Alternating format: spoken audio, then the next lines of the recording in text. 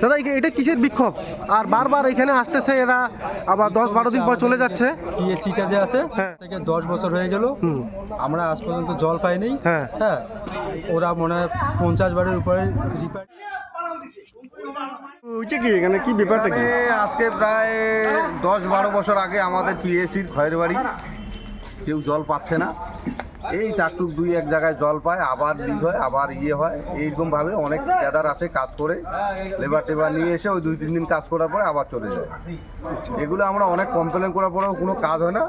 তাই আজকে এই খয়ের বাড়ি গ্রাম পঞ্চায়েতে ইসলামাবাদ এবং পশ্চিম খয়ের বাড়ির জনগণ সবাই এসে কাজ আটকায় দিল যে জল লাগবে না, আর আমরা জলের ট্যাঙ্কি দেখেই থাকবো, জল আর লাগবে না। যা তো আজকে 9-10 বছর থেকে জল পাচ্ছে না, কিন্তু তার আমাদের জলের প্রয়োজন নেই, তাই কাজ আটকায় দিয়েছে।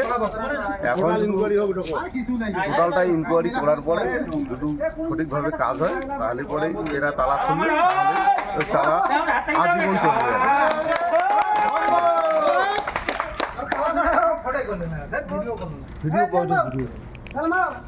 হয়েছে হয়েছে